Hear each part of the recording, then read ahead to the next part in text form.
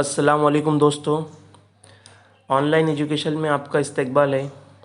آج ہم CTET کا چیپٹر نمبر 4 شروع کرنے والے ہیں، جس کے اندر ہے شکشا کا ادھیکار ادھینیم 2009 یعنی RTE ایکٹ 2009، حق تعلیم ایکٹ 2009، اس کے بارے میں معلومات حاصل کریں گے اور اس کے سوال جواب کے بارے میں کس طرح سے سوالات پوچھے جاتے ہیں اس کے بارے میں معلومات حاصل کریں گے۔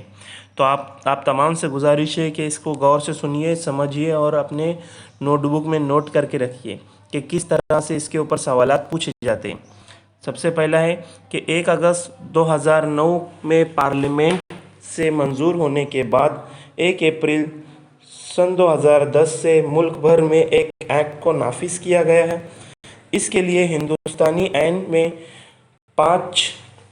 6 سال سے 14 سال کی عمر کے بچوں کو پہلی جماعت سے 8ویں جماعت تک مفت اور لازمی تعلیم کا تعین کرتا ہے۔ تمام سرکاری اسکول میں ایلیمنٹری ایجوکیشن مفت ہوں گی۔ پرائیویٹ اسکولوں میں جو کہ سرکاری رعایت زمین پر تعمیر کی گئی ہے، 25% سیٹیں معاشی طور پر کمزور طبقات یعنی EWS کے لیے مختص ہوں گی۔ اس کے بعد میں ہے اسکول میں داخلے کے وقت کسی بھی طرح کا کوئی ٹیسٹ یا داخلہ جاتی امتحان نہیں لیا جائے گا۔ اگلا ہے جو بچے 6 سال سے زیادہ عمر کے ہیں اور کبھی اسکول نہیں گئے، انہیں ان کی عمر کے مطابق جماعت میں داخلہ دیا جائے اور انہیں خصوصی تربیت دی کر ہم جولیوں کی مساوی لانے کی کوشش کی جائے۔ معذور طلباء کے اسکول تک آمد رفت کی ذمہ داری حکومت کی ہوگی۔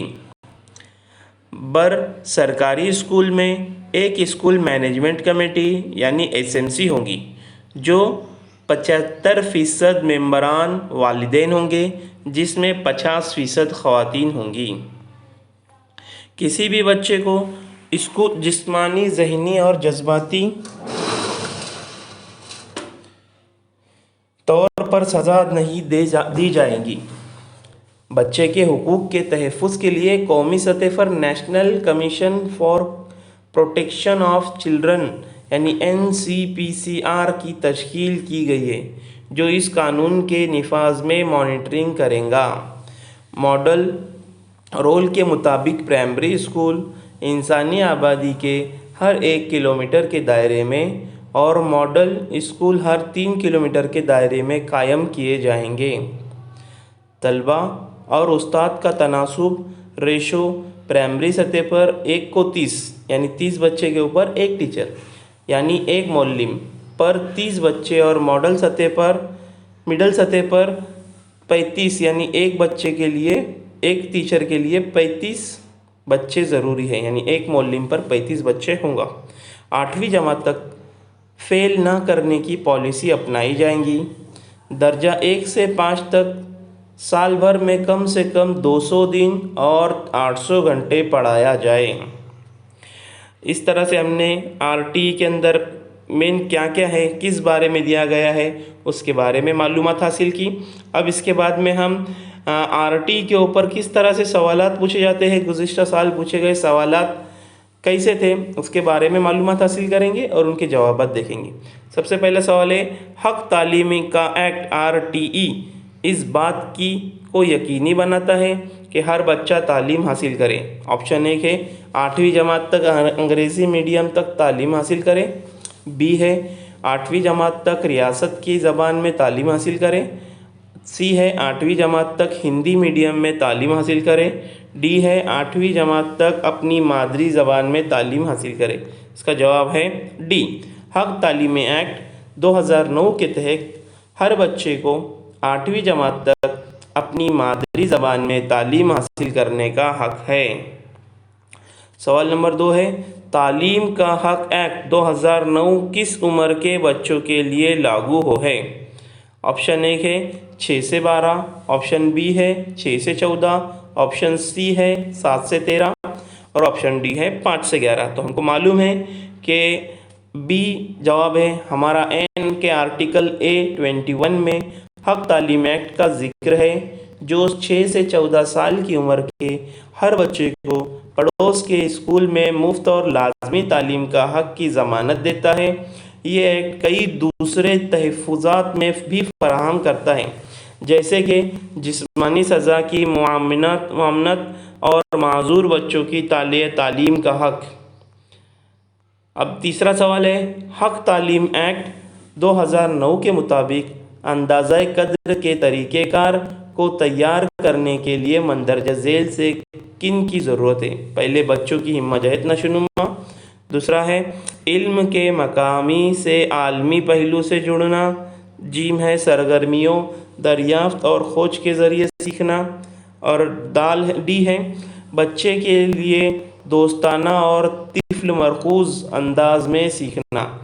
اس کے آپشن ہیں، تو اس کا جواب ہے 3، یعنی تعلیم 3، جس کے اندر صرف الف، جیم اور دال جواب ہے۔ اس کے بعد میں ہے حق تعلیم ایکٹ 2009 کے مطابق تحت ایک بچے کو کس اسکول میں داخلہ لینے کی بنیادی حق حاصل ہے؟ آپشن ہے کہ کسی بھی سرکاری اسکول میں، بی نجی اسکول میں، سی ہے غیر امدادی اقلیتی اسکول میں، ڈی تمام اسکولوں میں۔ تو اس کا جواب ہے ڈی، یعنی تمام اسکولوں میں۔ تعلیم ایکٹ 2009 کے تحت ایک بچے کو کس تمام اسکول میں داخلہ لینے کا بنیادی حق حاصل ہے۔ پانچواں سوال ہے، آر ٹی ای ایکٹ 2009 کے مطابق 1 سے 5 تک والے کل 62 بچے والے اسکول میں کتنے اساتذہ فراہم کیے جائیں گے؟ Option 1، option 2، option 3، option 4۔ سی، اس کا جواب ہے سی، یعنی حق تعلیم ایکٹ کے مطابق طلباء کے استاد کا تناسب ریشو پرائمری اسکول سطح پر 1 سے 3، یعنی ایک معلم پر 30 بچے ہوگا، یعنی 1 سے 30 تک کے ایک استاد، 31 سے 60 تک 2 استاد، اور 61 سے 90 تک 3 استاد ہوں گے۔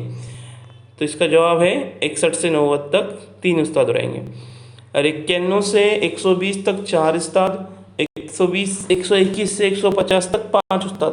مندرجہ بالا تشریح کے مطابق 62 بچوں کے لیے 3 استاد کی ضرورت پڑے گی، اس لیے آپشن 36 صحیح ہے، یعنی 3 صحیح ہے۔ چھٹا سوال ہے، ہندوستانی آئین کے کس آرٹیکل میں مفت اور لازمی تعلیم کا ذکر ہے؟ Option 1، article 21A، B article 17، C article 15، D article 350۔ جواب ہے، ہمارے آئین کے آرٹیکل 21A کے حق میں تعلیمی ایکٹ کا ذکر ہے، جو 6 سے 14 سال کی عمر کے ہر بچے کو پڑوس کے اسکول میں مفت اور لازمی تعلیم کے حق کی ضمانت دیتا ہے۔